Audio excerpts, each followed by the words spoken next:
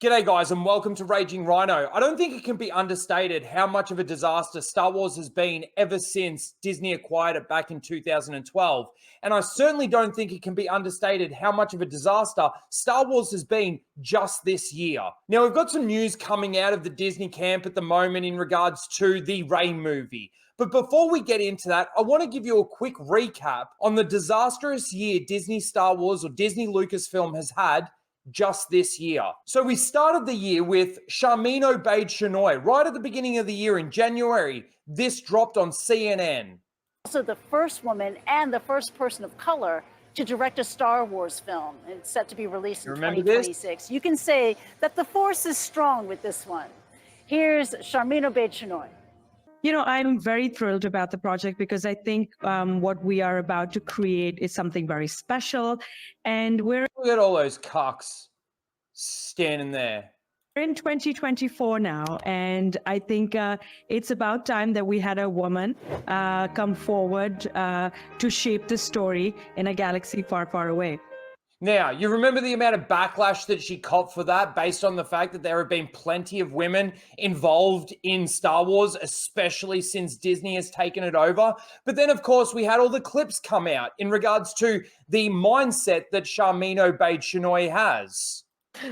What is the balance of activating a force for change, but also trying to permeate that patriarchy, that power structure? And is that a part of the calculation of your art as well, and what's been the reaction to that? Oh, absolutely. I like to make men uncomfortable. I enjoy making men uncomfortable. I find it funny, I know that we've talked about this clip in the past, but, you know, everybody's sitting there in the audience clapping. Imagine if it was a dude up there saying the opposite thing, you know, saying, you know, I like to make women uncomfortable. Would that be being cheered and lauded and all the crap that you see going on here? You just not Point taken, point taken. But you know, it is important to be able to look into the eyes of a man and say, I am here, and recognize that I am working to bring something that makes you uncomfortable, and it should make you uncomfortable because you need to change your attitude. And it's only when you're uncomfortable, when you're shifty, when you have to have difficult conversations, that you will perhaps look at yourself in the mirror and not like the reflection, and then say, maybe there is something wrong with the way I think, or maybe there is something wrong with the way I am addressing this issue. It's just bloody word vomit at this point in time. But then, of course, because of the amount of backlash that was copping, if you remember, they announced the Mandalorian and Grogu movie to try and run cover for the amount of backlash Star Wars was getting, the quotes that Sharmeen Obaid-Chinoy actually said. So, and we did find it funny that this wasn't announced during Star Wars Celebration last year. Dave Filoni got his announcement, but this was supposed to be completely separate. And of course, it did distract everybody from the garbage that was coming out of Sharmeen Obaid-Chinoy's mouth.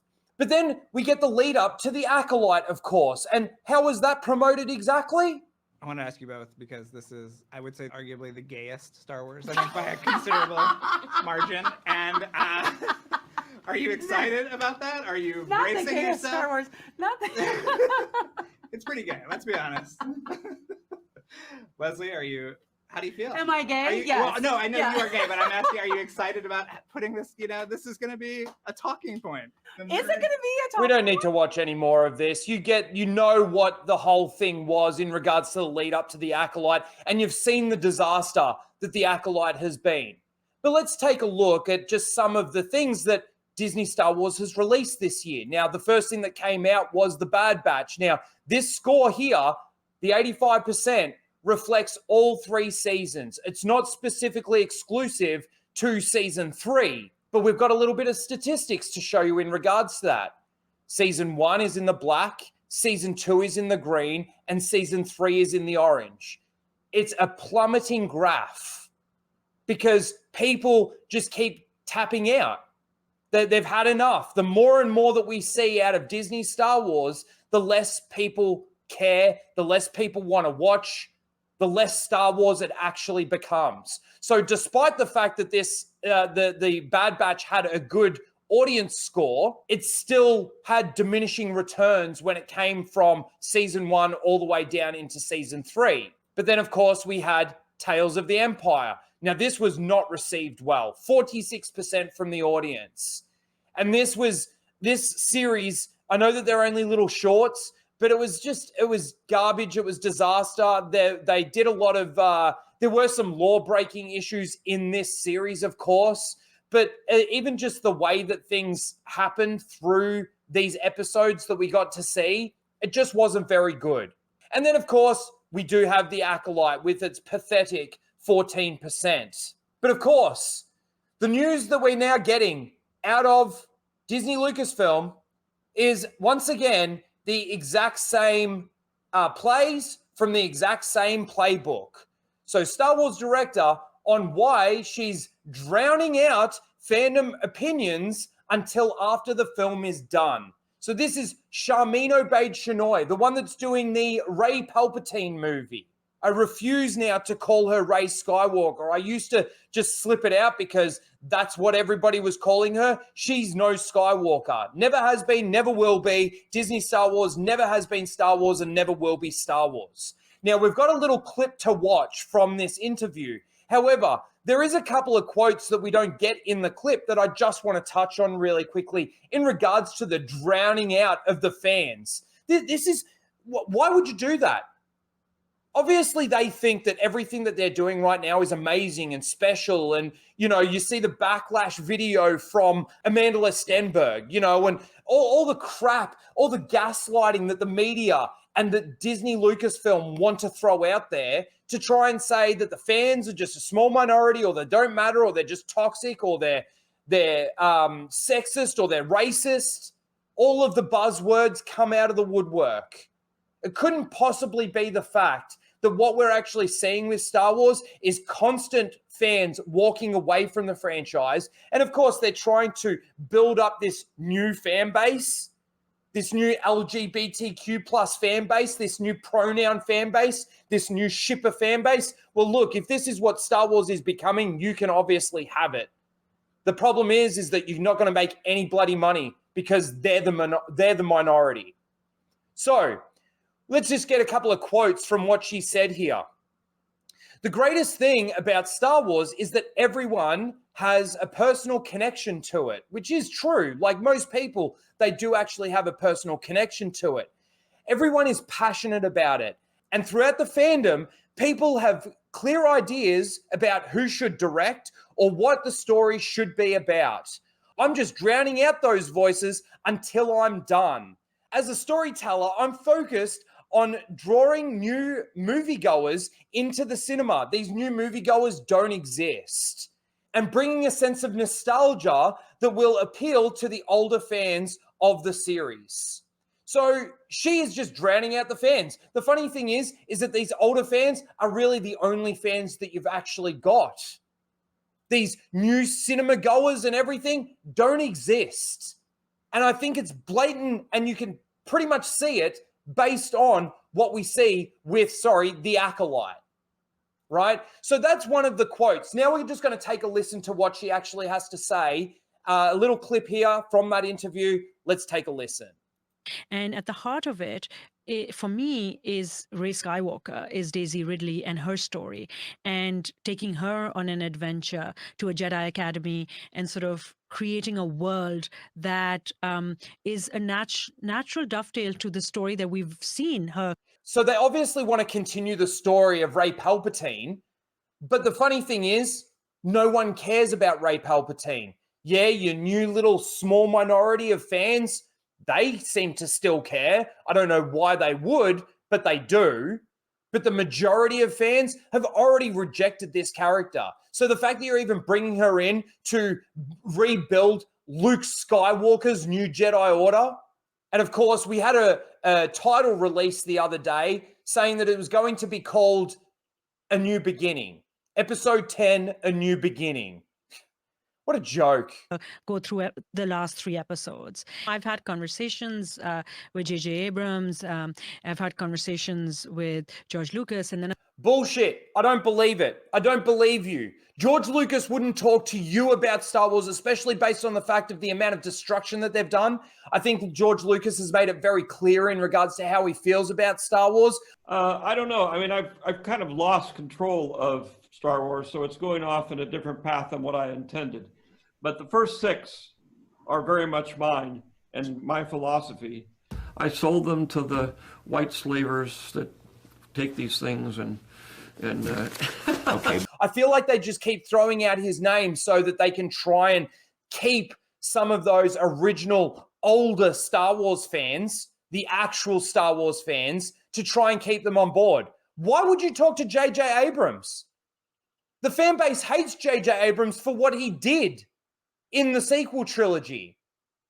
But I don't believe for a second that George Lucas has ever spoken 2 words to you, Sharmeen Obaid-Chinoy. And of course, Dave Filoni. Of course, Dave who's Filoni. A big, part of, He's a big part. Of the Star Wars universe now. We speak very often, and Kathy don't doubt Kennedy and Carrie Beck and Simon Emanuel. I mean, I think the team is really taking time to make sure that we do justice to telling the story of Daisy. And okay, so she's talking about doing justice in regards to telling this story. Well, let's go back to the article for a second, because there's another small quote here that I just want to touch on.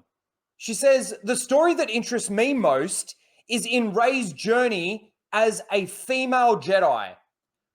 What does her being a female or male Jedi or whatever have to do with anything? She goes on to say, that's how I can best bring my experiences to it. Now, these 2 quotes here alone remind me of something.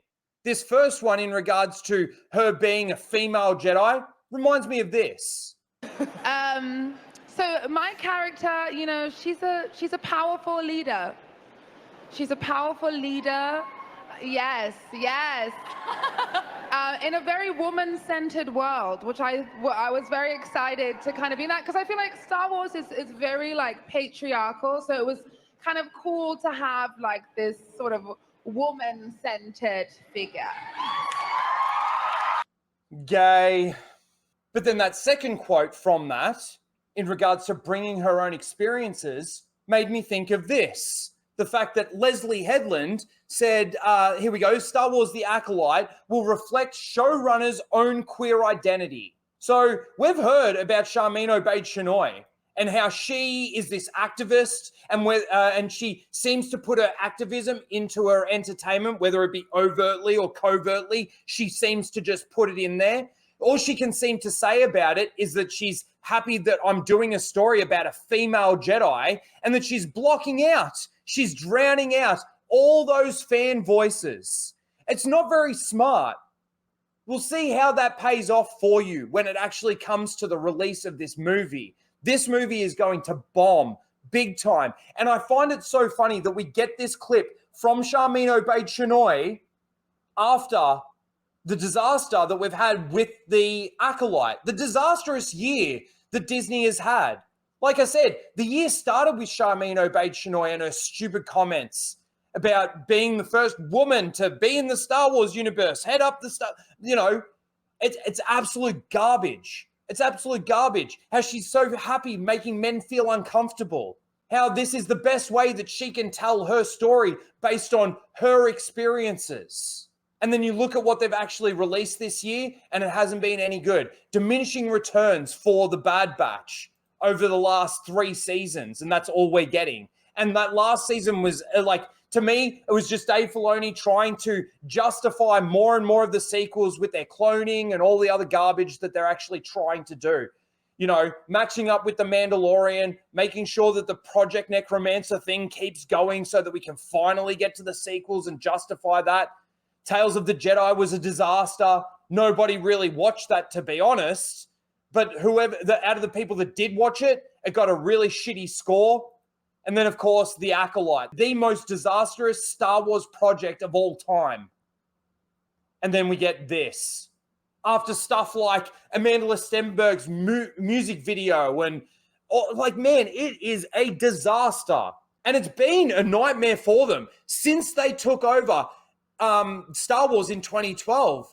But the thing is like, I reckon if you look at the graph of fan interaction and fan hope and fan loyalty to the brand and all of that sort of thing since 2012 up until now, it probably goes like this. There'd be a big crash for The Last Jedi, and then it'll peter down It probably got a little spike from the Luke Skywalker or Luke Skinwalker moment in the season 2 of The Mandalorian, and then it's just kept on petering down.